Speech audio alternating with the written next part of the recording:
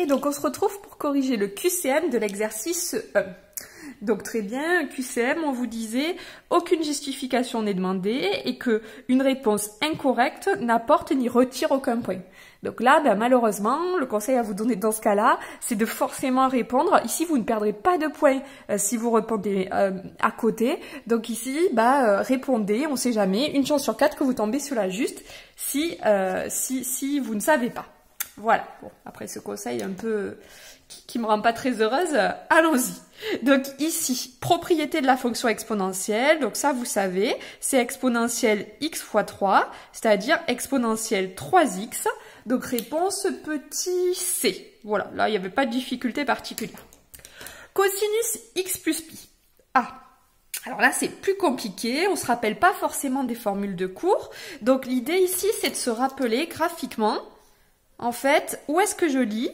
Donc de refaire le cercle trigo, ici. Donc imaginons, je sais pas, j'ai x qui est là. Très bien. X plus pi, je vous rappelle, pi sur 2 c'est ça, pi sur ça. Donc x plus pi, ça revient à faire tout un tour. Donc en fait, hop, x plus pi, il est ici. J'ai ajouté ici, pi, plus pi. Et donc ici, je vois, pour x, où est-ce que je lisais le cosinus? Ah bah je le lis ici. Pour x plus pi, où est-ce que je lis le cosinus? Je le lis ici. Qu'est-ce qui se passe entre ce cosinus et ce cosinus? Ici, j'ai la même valeur, mais par contre, j'aurai pas le même signe. Donc, c'est égal à moins cosinus de x. Et ça, c'était la réponse petit b. Donc, petit b. Et on passe déjà à la question 3. La question 3, elle était vraiment facile, puisqu'on vous disait, voilà, U, ça représente le niveau de la mer, et on observe une hausse de 3,3 mm par an. Donc, une hausse de 3,3 mm par an, c'est-à-dire que si je veux connaître le niveau de la mer à une année, il suffit que je prenne celui de l'année d'avant, et que j'ajoute 3,3 mm. Tout était en millimètres, il n'y avait pas d'histoire de une hausse ou une baisse. On vous dit juste que ça augmente de 3,3 tous les ans. Pas de 3,3%, pas... Voilà, c'est une hausse classique.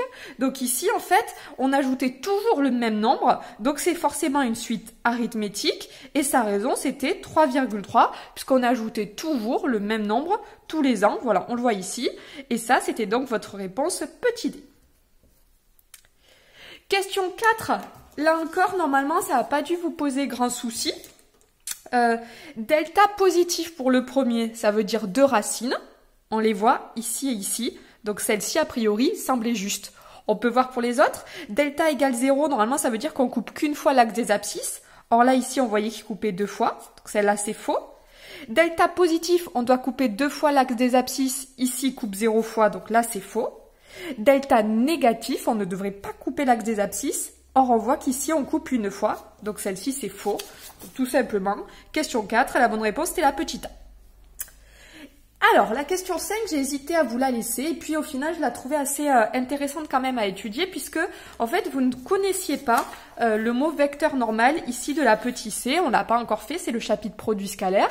Et donc, en fait, ce qu'on va faire, c'est qu'on va regarder si A, B ou D, là, dans celle-là, j'ai les bonnes réponses. Si je trouve, par exemple, la bonne réponse à la A, j'estimerai que c'est la réponse A. Et puis, si A, B et D, je trouve que c'est pas les bonnes réponses, j'en déduirai que c'est C. Allez, donc je commence. On vous dit que la droite passe par le point de coordonnées 2, 1. Donc si la droite, elle passe par le point de coordonnées 2, 1, ça veut dire que les coordonnées vérifient cette équation. Donc c'est-à-dire que 2xa moins ya plus 3 égale 0. Si j'ai ça, alors le point il est sur la droite. Donc je calcule, 2xa c'est 2 fois 2, moins 1 plus 3, j'obtiens 6. 6, c'est pas égal à 0. Donc déjà, la petite a, je sais que ce n'est pas la bonne réponse. Ensuite, petit b. On vous disait, elle est dirigée par le vecteur de coordonnées moins 1, 2. Donc dirigée, on vous parle d'un vecteur directeur. Donc les coordonnées d'un vecteur directeur, je les connais par cœur. C'est moins ba. Donc ici, ça veut dire que le vecteur directeur, c'était moins b, 1, 2. On vous proposait le vecteur moins 1, 2. Je vois de vue qu'il n'est tout simplement pas collinaire avec ce vecteur. Parce que s'il avait été collinaire, par exemple, si on vous avait dit 2, 4, Là, ça aurait été une bonne réponse. Voilà, mais c'est pas collinaire, donc ça se voit à la vue. Et puis sinon, je vous rappelle, on utilise la formule de collinarité, c'est-à-dire 1 fois 2 moins 1 fois 2. Si ça fait 0, c'est que c'est collinaire, sinon non. Donc ici, ce n'était pas la bonne réponse. Et enfin, petit c, donc il nous reste le choix entre petit c et petit d. Donc petit d, on vous disait, est-ce que le point d'intersection avec l'axe des abscisses a pour coordonnées 0, 3. Donc, j'imagine, voici mon axe des abscisses, j'imagine ma droite, par exemple, elle fait comme ça. Et ici, là, je voudrais connaître les coordonnées de ce point. Qu'est-ce qu'il a de particulier, ce point? Forcément, en fait, vu que s'il est sur l'axe des abscisses, ici, ou ici, ou ici, son ordonnée, elle vaudra 0. Donc déjà, c'est faux, parce qu'on vous parle que le point, il a pour coordonnées 0, 3. Or, il faudrait quelque chose 0. Mais on va aller jusqu'au bout. Donc ce point, je vais l'appeler B. Est-ce qu'on a utilisé B? Non. Allez, ça, ce sera le point B.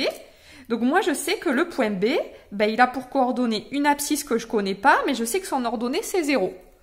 Donc, vu qu'il est forcément sur la droite, vu qu'on veut l'intersection entre la droite et l'axe des abscisses, il vérifie forcément l'équation. C'est-à-dire 2xb moins yb, c'est-à-dire moins 0 plus 3 égale 0. Je peux donc en déduire que xb, c'est moins 3,5. Donc ce point ici, il a pour coordonnées, B, il a pour coordonnées moins 3,5, 0. Et donc pas du tout... Pardon, j'ai postillonné, désolé. Et donc pas du tout pour coordonner quelque chose 0. Donc ici, bien évidemment, c'était aussi faux. Et donc on s'apercevait que la bonne réponse, c'était la réponse petit c. Donc cette histoire de vecteur normal qu'on ne connaît pas encore. Voilà. Pour information... Ici, en fait, vous auriez obtenu directement, normalement, cette réponse avec votre cours, puisqu'on va voir que le vecteur normal, c'est un vecteur qui a pour coordonnées A, B. Donc, c'est-à-dire A, c'était 2 et B, c'était moins 1. Contrairement au vecteur directeur, je vous rappelle qu'il a pour coordonnées moins BA. Donc, en fait, vous l'auriez obtenu encore plus facilement, mais là, ici, le but, c'était de vous faire travailler un peu. Voilà, donc un QCM dans lequel on revoyait pas mal de choses sur le chapitre. La plupart du temps, dans le QCM, il vous est donné des questions qui ne sont pas dans les exercices pour essayer de balayer les parties du programme qu'on n'a pas balayées avec le reste des exercices. Voilà, on se retrouve pour la suite.